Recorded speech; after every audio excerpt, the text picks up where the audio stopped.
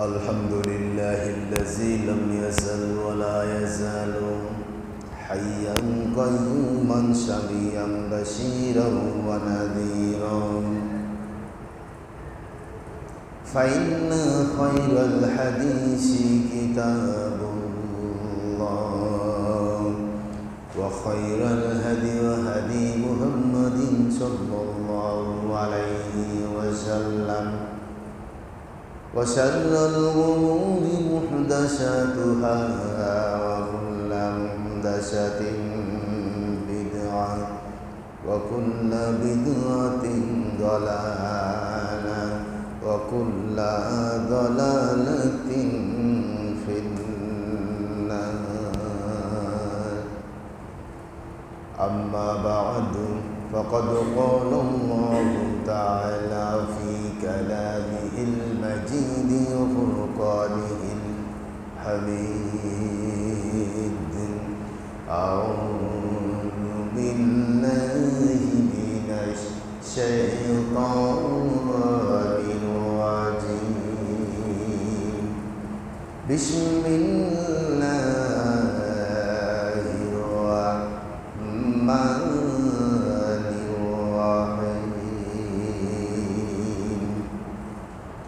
ولتكن منكم أمة يدعون إلى الخير ويأمرون بالمعروف وينهون عن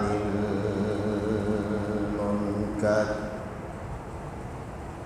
إلى آخر آيات.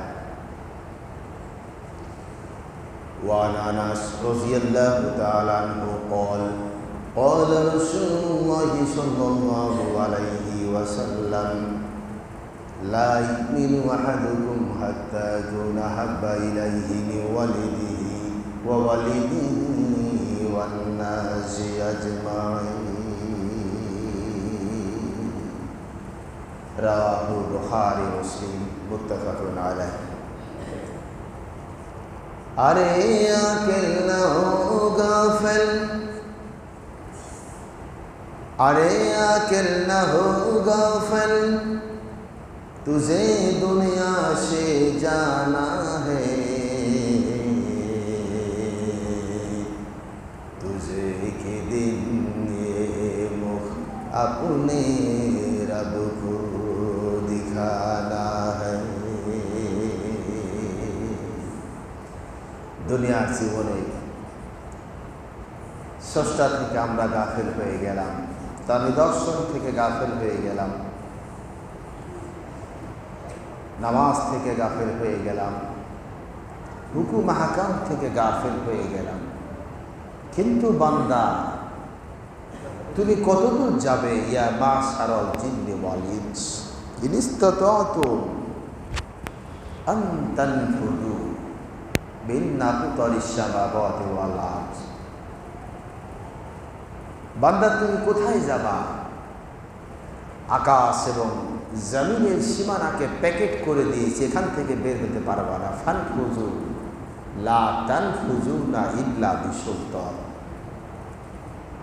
জিব্রাইলের গতি আর পৃথিবীর মহাশূন্য যানগুলি যে চলে গতি কখনো সমান, আলোর গতির চাইতে তার গতি আরো বেশি। সুতরাং স্রষ্টা থেকে তুমি যত গাফেল থাকো, দূরে থাকো, অবশেষে সেখানে ফিরে যাবা, পালাবার কোনো পথ নাই। ওই রব সমগ্র সৃষ্টি যার প্রশংসায় ব্যস্ত, তুসাব্বিহু লাহুস সামাওয়াতু সাবউ ওয়াল আরদ ওয়া মান ফিহিন্না। সেই রবের প্রশংসায় সৃষ্টির মাখলুকাত, এই বাচ্চাগুলিকে একটু আলাদা আলাদা করে দেব, আলাদা আলাদা করে দেব।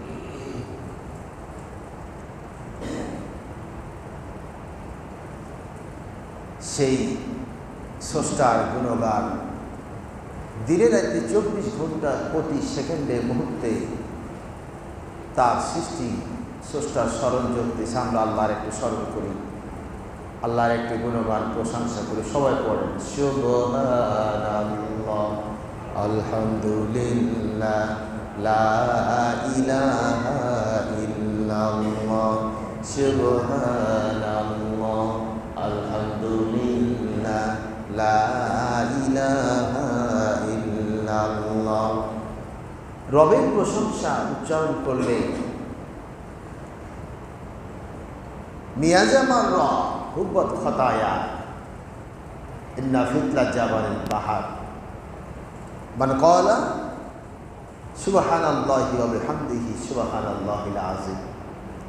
এর বরকত, এই প্রশংসার মর্যাদা, এর নেকি, এর সওয়াব, এর ফজিলত কত বেশি! মহাসমুদ্র পরিমাণ সব মিল ফেনাও যদি হয়ে যায়, এই পরিমাণও যদি গোনা হয়, সবগুলি গোনা আল্লাহ পাক মাফ করে দিবেন। সুবহানাল্লাহ। এটা আমার কথা, এটা রাসূলের কথা। হাদিসগুলি মাশরাফের মধ্যে এভাবে লিপিবদ্ধ হয়েছে। এখন সব সময় সব হাদিসের নাম্বার বলে দেওয়া সম্ভব হয় না, আর হাদিসের নাম্বার বলে দেওয়াটা কোনো বাহাদুরি কাজ না। হাদিসের নাম্বার বললে যে আপনি পণ্ডিত হয়ে গেছেন, এটা একটা ভুল ধারণা। এগুলি একটা ভণ্ডামি, বাটপারি। নাম্বার কে করছে? আপনি হাদিসটা কোন কিতাব থেকে বলতেছেন, কোন অধ্যায় থেকে বলতেছেন, এটি হচ্ছে জানার বিষয়। কিন্তু আজকাল সমাজে হরেক রকম মালের যেমন ব্যাপারী, ইসলাম ফতোয়া দিনের ব্যাপারে কাঠমোল্লারা ফতোয়াবাজি করে এই হরেক রকমের ব্যবসা শুরু করেছে। এগুলি মানুষকে ধোঁকাবাজি করতেছে। কথা শুরুতেই সে মহান রবের প্রশংসা করছি, যিনি হচ্ছেন আকাশ এবং জমিনের স্রষ্টা, আল্লাযী খলাকাল খলকা, যিনি হচ্ছেন মহিয়ান এবং গরিয়ান, যিনি আমাদেরকে উত্তপ্ত আবহাওয়ার মধ্যে সুস্থ রেখে হেঁটে হেঁটে মসজিদে আসার সুযোগ করে দিয়েছেন। সে রবের দরবারে শুকরিয়া আদা করি, বলে আলহামদুলিল্লাহ। লক্ষ কোটি দুরূদ এবং তাসলিমাত বর্ষিত হোক সেই মহামানবের প্রতি, যিনি হচ্ছেন আখিরি জামানার পয়গম্বর, রাহমাতুল লিল আলামিন, বিশ্ব নবীর প্রতি আমরা সংক্ষেপে বলি আল্লাহুম্মা সাল্লি আলাইহি। মুসাল্লির ইকরাম, এটা জুলকাদা মাস, এরপরে জুলহিজ। সুতরাং এই মাসটি বরকতময় মাস। আমরা সূরা আল ইমরানের 104 নম্বর আয়াত থেকে 4টি পর্বে আমরা আলোচনা করেছি। আমরা বুঝতে চেষ্টা করছিলাম যে রাসূলের জীবনটা আসলে কয় দফায় বিভক্ত ছিল, যে রাসূলের যে জিন্দেগি, তিনি পৃথিবীতে আসলেন, তিনি যখন নবুয়ত পেয়ে গেলেন, ইসলামের বাণী প্রচার শুরু করলেন, ইসলাম প্রতিষ্ঠার জন্য তিনি চূড়ান্ত সংগ্রাম শুরু করলেন। এখান থেকে শুরু করে মক্কা বিজয় পর্যন্ত তার জীবনের এই যে অধ্যায় 13টি, আর এখানে 10টি, 23টি বছরের যে অধ্যায়, এই অধ্যায়টিকে তিনি 5টি দফায় বিভক্ত করে দাওয়াত থেকে শুরু করে চূড়ান্ত পর্যায়ে গিয়ে তিনি বিপ্লবের মধ্য দিয়ে রাষ্ট্র কায়েম করে ইসলাম প্রতিষ্ঠা করেছেন। এরপর আল্লাহ পাক তাকে দুনিয়া থেকে নিয়ে গেছেন। কোনো মতবাদকে প্রতিষ্ঠা করতে হলে, কোনো প্রতিষ্ঠানকে প্রতিষ্ঠা করতে হলে, কোনো এডুকেশন ডিপার্টমেন্ট হোক, কোনো রাজনৈতিক অঙ্গ সংগঠন হোক, যে কোনো মতবাদকে, যে কোনো কমিউনিজমকে আপনি যদি প্রতিষ্ঠিত করতে চান, প্রথমেই আপনাকে একটা প্রচার করতে হবে। একটা প্রচার করে অকিফাল করতে হবে, লোকজনকে জানাতে হবে এবং আপনার সংগঠনের দিকে তাদেরকে আহ্বান করতে হবে। দেখেন না, কোনো কিছু যখন ঘটে দেখবেন যে মাইকিং চলে 10 দিন ধরে, মাইকিং করতেছে, পোস্টার, ফেস্টুন, প্ল্যাকার্ড, তারপরে মিডিয়া বিভিন্নভাবে এগুলি প্রচার করে মানুষকে অকিফাল করা হয়। এরপরে মানুষগুলিকে আপনার প্রতিষ্ঠানে সংগঠিত করে একত্রিত করা হয়। ওটির নাম হচ্ছে সংগঠন, অর্গানাইজেশন।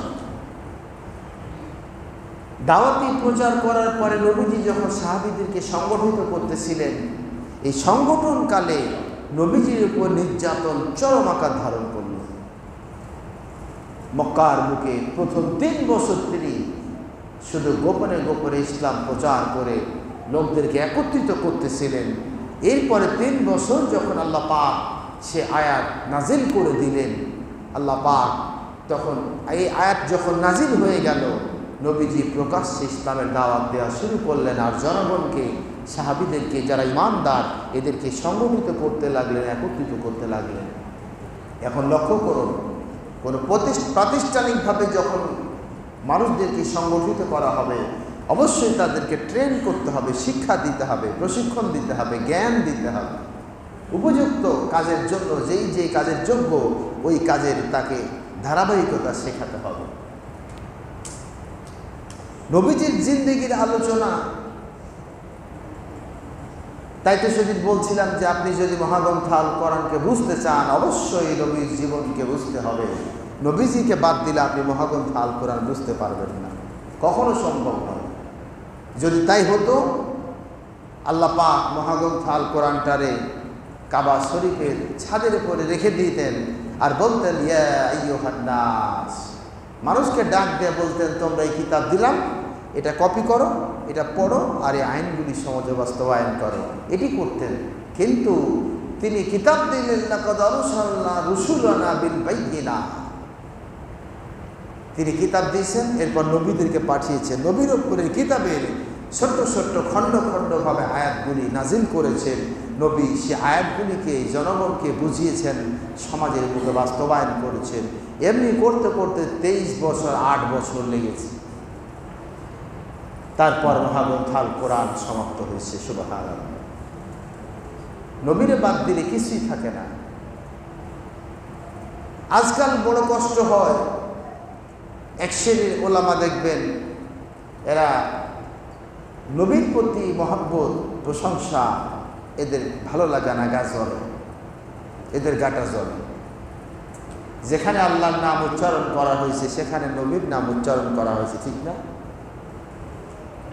আযান দিয়েছেন আপনি, আশহাদু আল্লা ইলাহা ইল্লাল্লাহ, এরপরে আয়াতে নবীর নাম উচ্চারণ করতেছেন।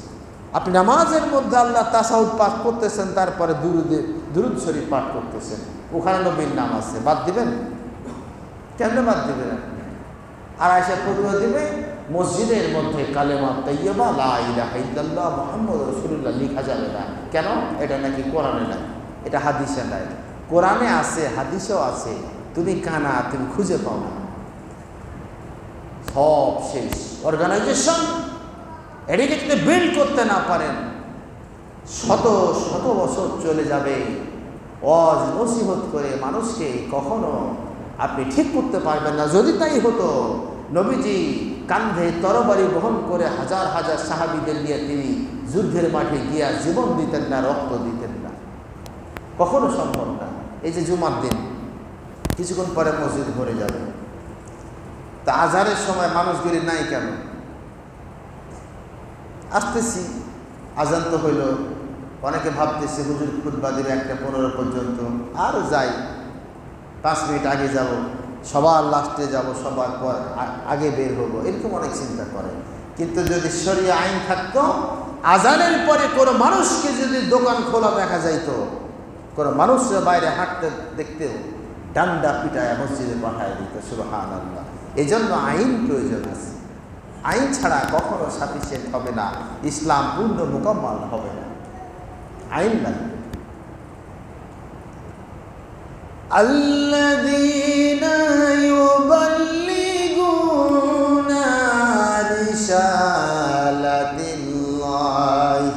ওয়া ইয়াখশাউনাহু ওয়া লা ইয়াখশাউনা আহাদান ইল্লাল্লাহ ওয়া কাফা বিল্লাহি হাসিবা।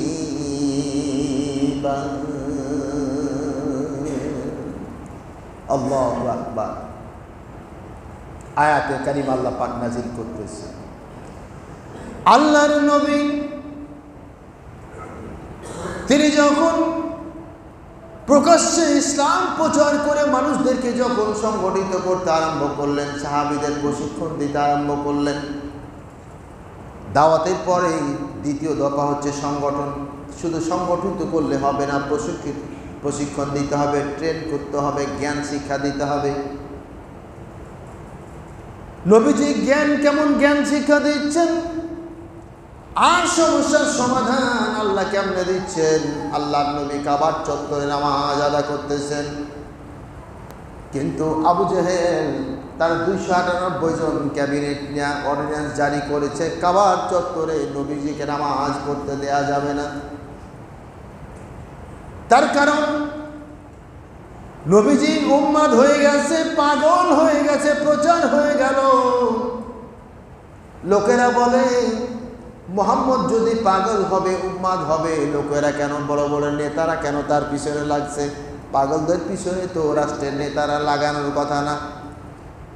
সাধারণ জনগণ কৌতূহল হলো, আহারে নবীজি যদি পাগল হবে, রাষ্ট্রের বড় বড় নেতারা কেন তার পিছনে পড়ে আছে? চলো যাই নবীজিকে দেখে আসি। এইবার একটা দল নবীজিকে দেখার জন্য কোথায় পাওয়া যাবে, কাবার চত্বরে চলে গেলেন। তারা দূর থেকে তাকায়, দেখে আল্লাহ নবী কাবার চত্বরে নামাজ পড়তেছে, তিনি বসে আছেন, আর নবীজির চেহারা থেকে নূর বের হয়ে কাবার কালো পাথরে নূরগুলি ঠুকরে ঠুকরে পড়তেছে। আর লোকেরা দূর থেকে দেখতেছে নবীজির চেহারার নূর কাবার দেয়ালে জ্বলজ্বল করে জ্বলে।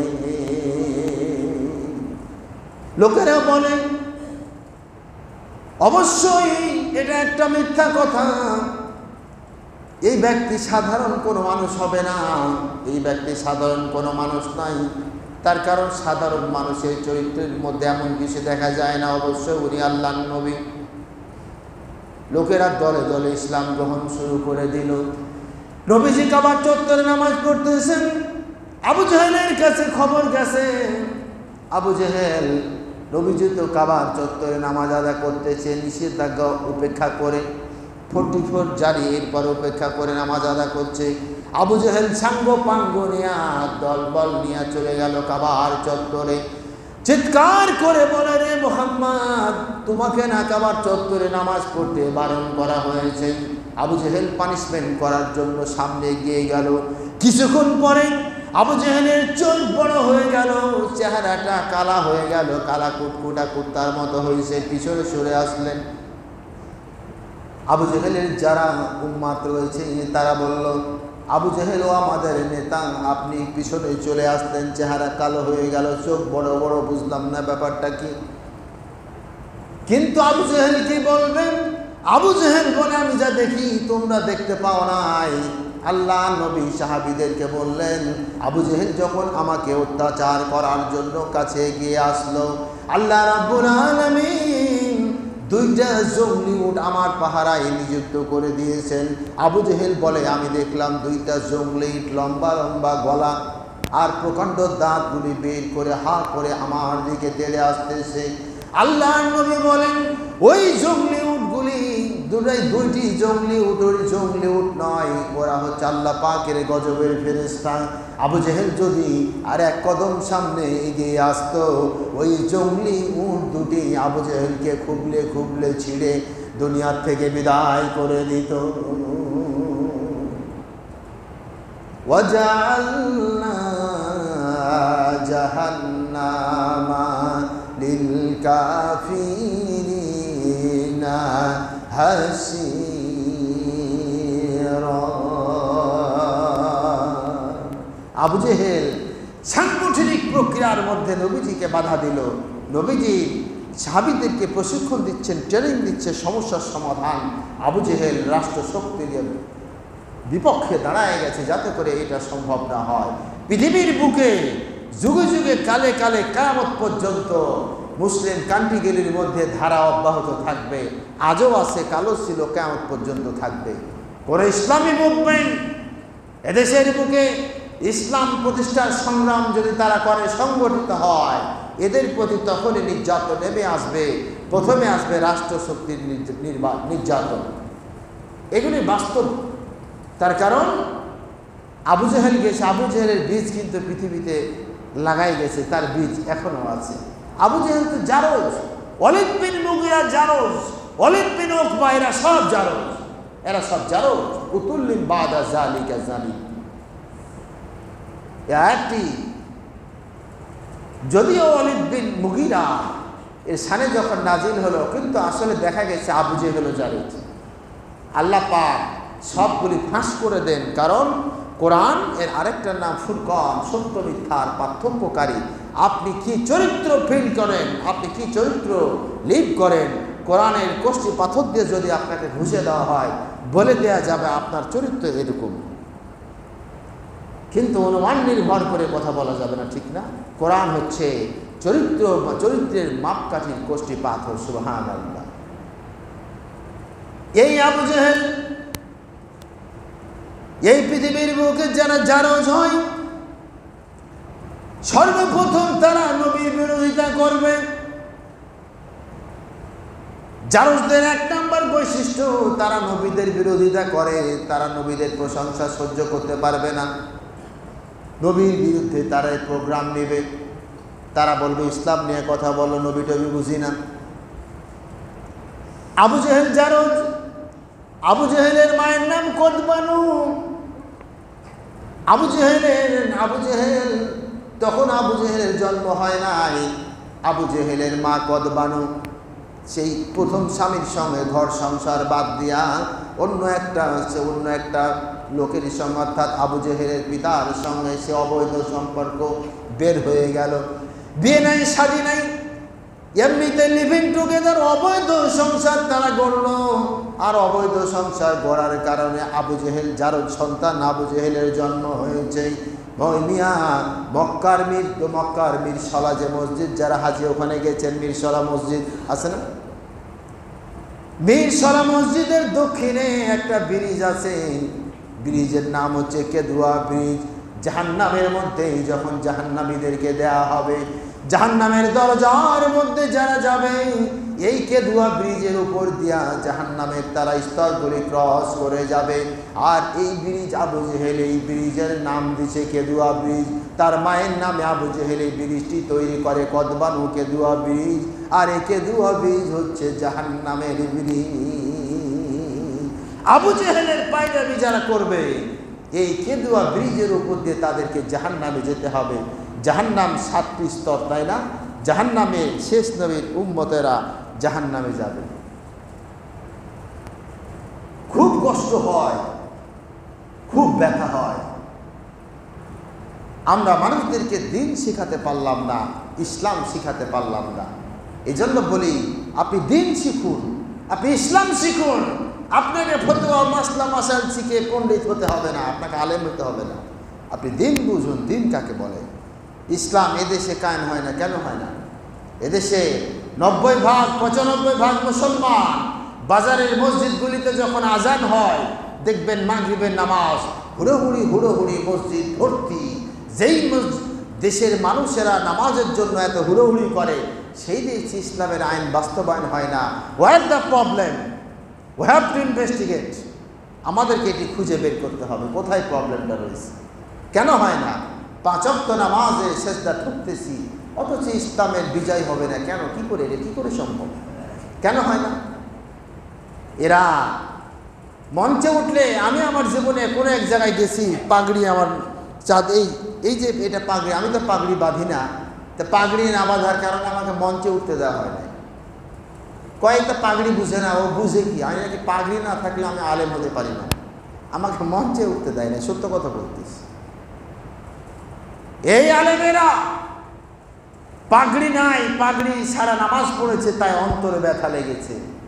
জুব্বাটা লম্বা হয় নাই, তাই তাদের অন্তরে ব্যথা লেগেছে। হাফ শার্ট পরে নামাজ পড়েছে, তাই বুকে ব্যথা লেগেছে। আমিনটা জোরে বলে নাই, তাই ব্যথা লেগেছে। হাত উঠাইছে না, তাই ব্যথা লেগেছে। কিন্তু রাষ্ট্রের মুখে ইসলামের আইন চলে না, ইসলাম দিয়ে বিচার কাজ চলে না, ইসলাম দেয়া রাষ্ট্র অর্থনীতি চলে না, বিচার বিভাগ চলে না। সুদ ঘুষ জেনা ব্যভিচারের রাষ্ট্র সয়লাভ হয়ে গেছে, ওখানে ওদের ব্যথা লাগে না, ঠিক কিনা বলুন? প্রিয় ভাইরা, বুঝতে হবে ইসলাম কি জিনিস। ইসলাম বুঝতে হবে, তাহলে আমরা ইসলামকে মস্তলে নিয়ে যেতে পারবো। আর যদি বলেন এটা একটা ধর্ম, ইহুদি ধর্ম, খ্রিস্টান ধর্ম, শিখ ধর্ম, গুরুদুয়ারা, ইসলাম একটা ধর্ম, ধর্মীয় অবকাঠামোর বাইরে, তখন আপনি যাবেন রাষ্ট্রের প্ল্যাটফর্মে, কখনো আপনি ইসলামকে ধর্মীয় মাপকাঠি তাপে মাপবেন না। হিন্দু ধর্ম মানে এটা হিন্দুইজম, হিন্দুদের জন্যই, ঠিক না? খ্রিস্টান ধর্ম মানে খ্রিস্টানদের জন্যই, ইহুদি ধর্ম মানে এটা ইহুদিদের জন্যই। কিন্তু এটার নাম কি মুসলিম ধর্ম না ইসলাম ধর্ম? কত ইসলাম ধর্ম। ইসলাম মানে কি? সিলমন থেকে ইসলাম এসেছে, এক কথা আত্মসমর্পণ করে দেয়া, এর নাম হচ্ছে ইসলাম। তাহলে এটি কারো নাম দিয়ে হলো? আর ইসলাম যারা গ্রহণ করবে এরা হবে মুসলিম। সুতরাং ইসলাম কোনো গণ্ডির মধ্যে বাধা নয়, ইসলাম হচ্ছে উন্মুক্ত সবার জন্য। এজন্য ইসলাম কারো পার্সোনাল ধর্ম নয়। এইগুলি বুঝতে হবে আমাদের। আর এগুলি যদি না বুঝি, চলবে এরকম টানাটানি, এক মোল্লা আর এক মোল্লার পিছনে লাগবে, ইসলাম কখনো শিখতে পারবেন না। দাওয়াত সংগঠন নবীজি 3 নম্বরে যেটি শুরু করেছিলেন সেটি হচ্ছে প্রশিক্ষণ। লোকজনকে জ্ঞান শিখাতে হবে। এই যে এখন দেখবেন সামনে আপনার কুরবানি, ঈদুল আজহা আসতেছে না? এখন কিছু মাসলা মাসাইল নিয়ে খুব প্রশ্ন হবে, প্রতি বছর হয়। গরুটা এরকম হয়েছে, একটু শিংটা ভাঙছে, চলবে কিনা? লেজের লোম গলা কিছুটা কাটিয়ে আছে, চলবে কিনা? আছে না? খুর ভাঙে গেছে, চলবে কিনা? গত বছর একজন প্রশ্ন করছিলেন যে আমি একটা ভালো গরু কিনছি, তো গরু কুরবানি হবে কিনা, কিন্তু গরুটা একটা বিচি নাই, বিচি 2টা না, একটা নাই, কুরবানি হবে কিনা? এবার একটা প্রশ্ন করছে, গরু নাকি চোখে কম দেখে, কুরবানি হবে কিনা? তো চোখে কম দেখে, এটা মুশকিল ব্যাপার। কিছু ফতোয়া আছে যেগুলি অ্যান্সার দেওয়া খুব বড় কঠিন, ঠিক না? গরু যে চোখে কম দেখছে, এটা আজীব ব্যাপার, তাই না? দেখতে পারে কম, এখন এটা চলবে কিনা কুরবানি, ফট করে বলতে পারবেন? এটা তো মানে ভেবে চাকা খেতে হয়, এর অ্যান্সার কি দেব? এই যে এইগুলির অবস্থা, কিন্তু প্রতি বছর এগুলি হতেই থাকে। কিন্তু আপনার ইসলামের ব্যাপারে এরকম প্রশ্ন আসে না, আজেরা প্রশ্ন আসে কেন? আল্লাহর নবী সাহাবীদের প্রশিক্ষণ দিতেন, নবীজি নিজে প্রশিক্ষণের আদর্শ হয়ে গেলেন। লাকাদ কানা লাকুম ফি রাসূলিল্লাহি উসওয়াতুন হাসানাহ। নবীজি রাষ্ট্রের কাজ কাম সে, নবীজি সন্ধ্যার পরে তিনি বাড়ি ফিরলেন আয়েশার গৃহে। নবীজি বললেন, আয়েশা, সারাদিন কাজ করেছি, কোনো খাবার নাই, দাবার নাই। চিন্তা করেন, নবীজি রাষ্ট্রপ্রধান, তিনি রাষ্ট্রের কাজ সারাদিন করেছেন, তিনি খান নাই।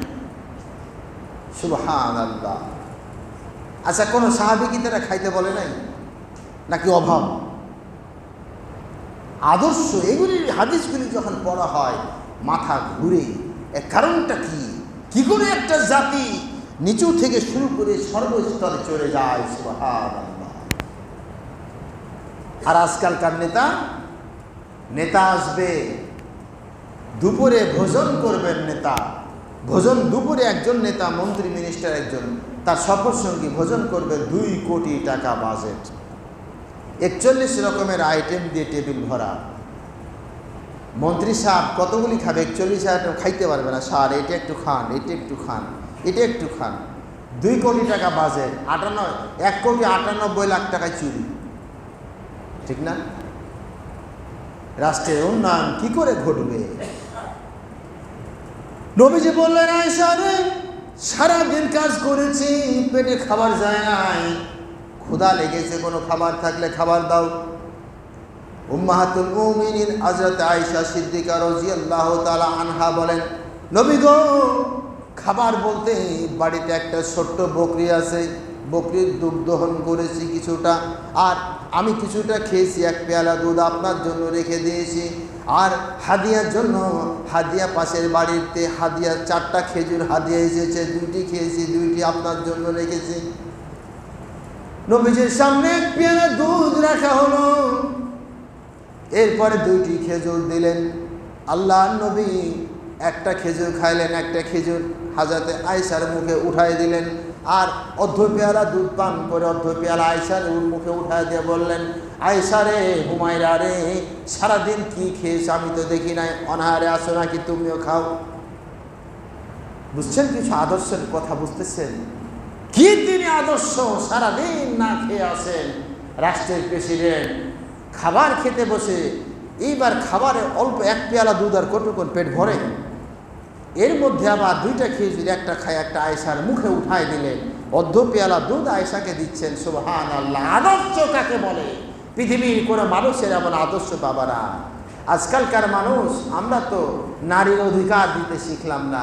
বাড়ির হাজবেন্ড, আমি গার্জেন, আমি যেন অনেক কিছু হয়ে গেছে। ও কি হয়ে গেছে? বাড়ির ঘরে যখন প্রবেশ করবা, তোমার বউ তোমার ঘরের রানী, তার পারমিশন নিয়ে তোমাকে ওখানে চলতে হবে, কোনো মাস্তানি চলবে না। অনেকে দেখেন না বাইরে এসে মাইর খায়, বউয়ের কাছে রাগ দেখায়, আসে না? বহুত লোক আছে, খুব সাবধান, সব লন্ড ভন্ড হয়ে যাবে। আমার এক ফ্রেন্ড আছে, নতুন বিয়ে করছে, তো খাইতে বসছে, গরিব মানুষ, কাজ কাম সেরে খাইতে বসছে, এসে প্লেটে ভাত, অতিরিক্ত ভাত একটু বেশি দিচ্ছে। তো বলছে, বউ তুমি এত বেশি ভাত দিচ্ছ, কয় খাও না, কাজ করে আসছো। সব খায় ফেলছে। এইবার খাওয়া যখন শেষ খাবারটা মুখে দিছে, বউ বলতেছে সবগুলো খায় ফেললা, তার মানে একটু রাখতা, তোমার খাবারটা আমি খাইতাম একটু মহব্বত করে। বলে সুবহানাল্লাহ, সুবহানাল্লাহ।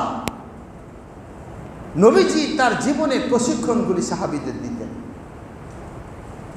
তার কারণ অর্গানাইজেশন সংগঠন করে আপনি যদি প্রশিক্ষিত, জ্ঞান, ট্রেনিং প্রাপ্ত লোক আপনি বের করতে না পারেন, তারা কখনো রাষ্ট্রে কর্ণধার, রাষ্ট্র চালাতে পারবে না। হযরত ওমর, আমল গোত্রের কয়েকজন লোক আসলো হযরত ওমরের সঙ্গে দেখা করার জন্য, সম্ভ্রান্ত লোক তারা। এসে দেখে হযরত ওমর মসজিদে নববীর মধ্যে নাই, বাইরে বের হয়ে গেছে। সাহাবীরা বলল উট খোঁজার জন্য মাঠে গেছে। এই লোকেরা ওমরের খোঁজে বের হয়ে গেলেন। তিনি দেখলেন ওই সরকারি মাঠের মধ্যেই চারণভূমিতে হযরত ওমর তার লুঙ্গিটারে অর্ধটা পেঁচায় দিয়ে মাজায় গামছা বাঁধা উঠে পিছনে দৌড়াচ্ছে। তারা বলল, আমিরুল মুমিনিন, আপনার রাষ্ট্রে, আপনার রাজ্যে, আপনার প্রাসাদে অনেকগুলি কর্মচারী আছে, ভৃত্য আছে, গোলাম আছে, কৃতদাস আছে, আপনি কেন এমনিভাবে উট খুঁজে বেড়াচ্ছেন? আপনার ভৃত্যদেরকে পাঠালেই তো হয়। হযরত ওমর বলে, আমল রে, ঠিক বলেছ, তুমি ঠিক বলেছ। তার কারণ আমার রাষ্ট্রের ভিতরে ইসলামী প্রজাতন্ত্রের মধ্যে যতগুলি গোলাম রয়েছে, কর্মচারী রয়েছে, ভৃত্য রয়েছে, তুমি বলো দেখি আমার চাইতে বড় কর্মচারী, বড় ভৃত্য রাষ্ট্রের মধ্যে আর কে আছে? তুমি বুঝতে পারো নাই, আমি রাষ্ট্রের প্রেসিডেন্ট, রাষ্ট্রের খলিফা, তার মানে আমি সবচাইতে বড় কর্মচারী, আবার সবচাইতে বড় গোলাম, সবচাইতে বড় ভৃত্য। সুতরাং এই রাষ্ট্রের উট যদি আমি খুঁজতে না যাই, আমি আল্লাহ দরবারে সেই দিন কি জবাব দেব? ইন্নাল্লাযীনা ইয়াখশাউনা রাব্বাহুম, আল্লাহ পাক বলতেছেন, ওদের জন্য শুভ সংবাদ দিলাম যারা নিজেদের অন্তরে আল্লাহর ভয় করেছে। ইনদাহু আজরুন আযীম। এই যে সাহাবীদের চরিত্র, রাষ্ট্র পরিচালনা করতে গিয়ে এদেরকে প্রশিক্ষণ দিয়েছেন আল্লাহ, নবী। সুবহানাল্লাহ। প্রশিক্ষণ দিতে হবে, শিখতে হবে, আর সমস্যার সমাধান করতে হবে। 4 নম্বর পয়েন্টে গিয়া সমস্যার সমাধান। তার কারণ সাংগঠনিক লোকদের আপনি যদি সমস্যার সমাধান করতে না পারেন, ছিটকে পড়বে, ওরা টিকতে পারবে না। সমস্যার সমাধান দিতে হবে। আল্লাহর নবী আবু বকর রাদিয়াল্লাহু তাআলা আনহুকে সঙ্গে নিয়ে যখন হিজরত করার জন্য যে মক্কা থেকে মদিনা রওনা দিয়েছেন, গাড়ে সুরে 3 দিন থাকার পরে উত্তর সীমানা দিয়ে পূর্ব দিগন্ত হয়ে উত্তর দিগন্তে মদিনা রাস্তায় তিনি চলে গেলেন। পথ চলতেছেন, কয়েকদিন হয়ে গেছে, পানি শেষ হয়ে গেছে, উট চলতেছে, সামনে বসে আছেন আল্লাহর নবী, পিছনে হযরত আবু বকর সিদ্দিক।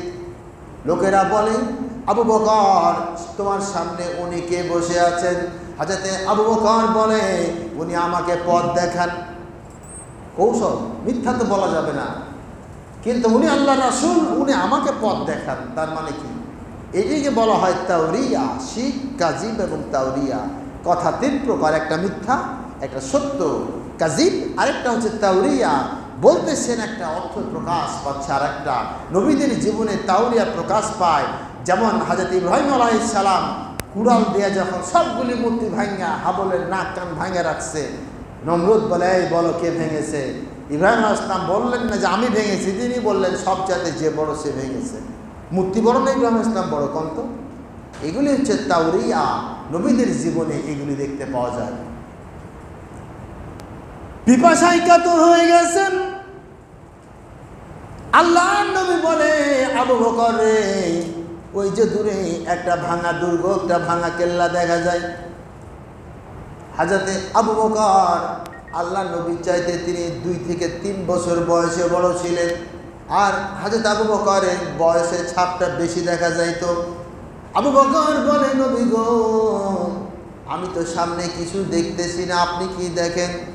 হযরতে আবু বকরকে আল্লাহর নবী বললেন, না রে আবু বকর না, আমি দেখতেছি একটা ভাঙা দুর্গ, একটা কেল্লা। ওখানে গিয়ে হাজির হয়ে গেলেন, একটা ভাঙা ঘর, দরজায় কড়ানাক করলেন। আবু বকর 3 বার কড়ানাক করে সালাম দিলেন। 3 বার, 1 বার, 2 বার, 3 বার, 3 বার। নবীজি বললেন 3 বার তুমি কড়ানাক করো। তার মানে এখানে নবীজির হাদিস, কোনো বাড়িতে যখন যাবেন সরাসরি ঘরে ঢুকে পড়বেন না, আগে কড়ানাক করে 3 বার পারমিশন চাইবেন। যদি পারমিশন না দেয় সন্তুষ্ট চিত্তে ফিরে যাও। তা আমাদের ট্রেনটা কেমন, বাড়িতে ডাকছে বদিউজ্জামান আসো, 3 বার সাড়া দেওয়ার পরে কোনো কারণে যদি বাড়ি থেকে বলে নাই আপনি যান, নাই কি এত তার বাহান, এত ঠাটবাট বর্ষে। কিন্তু ইসলামের নিয়ম হচ্ছে 3 বার পারমিশন নেবেন। যদি পারমিশন না দেয় সন্তুষ্ট চিত্তে ফিরে যাবেন। হযরত আবু বকর 3 বার কড়ানাক করেছে। নবীজি বললেন আবু বকর 3য় বার কড়ানাক করো। এইবার 4র্থ বার যখন কড়ানাক করলো, ভিতর থেকে একজন মহিলা জবাব দিল, আপনারা কারা, কোথা থেকে এসেছেন? বাড়িতে তো আমার স্বামী নাই, আমি মহিলা মানুষ একাই আছি। হযরত আবু বকর বলে, আমরা মক্কা থেকে মদিনার পথে যাচ্ছি, আমরা আপনার বাড়িতে মেহমান হতে চাই, কিছুক্ষণের জন্য বিশ্রাম নিতে চাই, পানি পান করতে চাই। কিন্তু মহিলা জানে না হযরত আবু বকরের সঙ্গে যে মানুষটি আছে উনি জামানার পয়গম্বর বিশ্বনবী, এটা মহিলা জানে না। মহিলা বলল, বাড়িতে আমার স্বামী নাই, কেমনে আপনাদের মেহমানদারি করি? তারপরে পানিরও ব্যবস্থা নাই, পানি শেষ হয়ে গেছে। আল্লাহর নবী বললেন আবু বকর রে, মহিলারে বলো যদি পানি না থাকে, একটা ওই যে একটা ছাগল বাঁধা আছে, ছাগল বসে আছে, তার ছাগল নাকি বলো পারমিশন দিবে, দুধ দহন করব। মহিলা বলে, এবার মহিলা বলে ছাগল তো অসুস্থ, চলতে পারে না, তাই এই ছাগল এখানে রেখে গেছে। আর এই মহিলার নাম হচ্ছে উম্মে মাবাদ, ছাগল অসুস্থ। আল্লাহ নবী বললেন আবু বকর মহিলারে বলো পারমিশন দিবে নাকি এই ছাগল থেকে দুগ্ধ দহন করব। মহিলা ক্ষিপ্ত হয়ে গেল, বিরক্ত হয়ে গেল। মহিলা বলে, কে রে তোমরা কোথা থেকে এসেছো? বাড়িতে আমার স্বামী নাই, পানিও নাই, আবার ছাগলের দুগ্ধ দহন করবা? এই ছাগল তো অসুস্থ, ঝিম ধরে বসে আছে, চলতে পারে না, দুগ্ধ কেমনে হবে? আল্লাহর নবী বললেন আবু বকর তুমি মহিলারে বলো পারমিশন দিবে নাকি। এইবার মহিলা পারমিশন দেয়া দিল, বললে একটা পাত্র দাও, ছোট্ট একটা পাত্র দিল। নবীজি বললেন আবু বকর মহিলারে বলো পাত্র, ছোট্ট পাত্র দেওয়া হবে না, বড় পাত্র দাও। মহিলা এবার রাগ করে একটা বড় পাত্র দেয়া দিল। আল্লাহর নবী দুগ্ধ দহন করলেন, পাত্র ভর্তি হলো। হযরতে আবু বকরকে বললেন আবু বকর তুমি পাত্র থেকে দুগ্ধ পান করতে থাকো। হযরতে আবু বকর তৃপ্তি সহকারে দুগ্ধ পান করলেন। এরপরে আল্লাহর নবী সেই পাত্র থেকে দুগ্ধ পান করলেন। দুগ্ধ দহন শুরু হয়েছে, দুগ্ধ পড়তেছে। মহিলা চিন্তা করে, কে রে, অসুস্থ বকরি থেকে সনসন করে দুগ্ধ প্রবাহিত হচ্ছে। মহিলা থামতে পারলেন না, সহ্য করতে পারলেন না। মহিলা এবার দরজা খুলে দেখে ফেললেন, আমি তাদের দেখতে চাই। মহিলা দরজা খুলে দেখে একজন ব্যক্তি আল্লাহর নবীর চেহারার দিকে তার দৃষ্টি পড়েছে। এই চেহারার মধ্যে নূর ঝলকাইতেছে। মহিলা বলে, আমি ওই চেহারা দেখে আমার ধারণা হয়ে গেল উনি কেউ নন, উনি হচ্ছেন জামানার পয়গম্বর বিশ্ব নবী রাসূলুল্লাহ। অসুস্থ বকরি থেকে দুধ দহন করে দুগ্ধ পান করতেছেন। এর নাম হচ্ছে সমস্যার সমাধান। সমস্যার সমাধান তখনই হবে আপনি যখন মুকাম্মালি আপনি জায়গায় দাঁড়াবেন, আল্লাহ পাক আপনার সমস্যার সমাধান করে দেবে। সমস্যার সমাধান যখন জনগণের মধ্যে আসবে, যার খাবার নাই খাবারের ব্যবস্থা হলো, চলার ব্যবস্থা হলো, মানুষের কর্মসংস্থান ব্যবস্থা হয়ে যাবে, সব মানুষের সমস্যার সমাধান। এই চারটি স্তর যখন আপনি ক্রস করবেন, তখন আপনি চূড়ান্ত রূপে ইসলাম প্রতিষ্ঠার জন্য বিপ্লবের ঝান্ডা আপনি হাতে নিতে পারবেন, অন্যথায় আপনি কখনো নিতে পারবেন না। এভাবে ভাই ইসলামকে বুঝতে হবে। প্রথম দফায় দাওয়াত, সংগঠন, প্রশিক্ষণ, সমস্যার সমাধান, এরপর আপনি চূড়ান্ত বিপ্লবের দিকে এগিয়ে যেতে পারেন। অন্যথায় আপনার ইসলামে আন্দোলন পৃথিবীর বুকে কত আসলো কত গেল, সব গেছে গা, কোনোটাই সাকসেস হয় না। উপমহাদেশে ফরাইজি আন্দোলন নাম শুনছেন? মুকাম্মাল একটা আন্দোলন ছিল। এই ফরাইজি আন্দোলন কিছুদিন পর বিদায় হয়েছে। আজ পর্যন্ত এই বাংলার জমিনে ইসলাম প্রতিষ্ঠার চূড়ান্ত সংগ্রামের কোনো গ্রুপ তৈরি হয় না। প্রিয় ভাইরা, আমরা দোয়া করে আল্লাহ তুমি ইসলাম বুঝার সুযোগ করে দাও, বলুন আমিন। ওয়াখির দাওয়ানা আলহামদুলিল্লাহি রাব্বিল আলামিন। ইন্নাল্লাহা ইয়া'মুরু বিল আদলি ওয়াল ইহসান ওয়া ইতা'i যিল কুরবা ওয়া ইয়ানহা আনিল ফাহশাই ওয়াল মুনকার ওয়াল বাগই ইয়া'iদুকুম লা'আল্লাকুম তাযাক্কারুন ফাযকুরুনি আযকুরুকুম।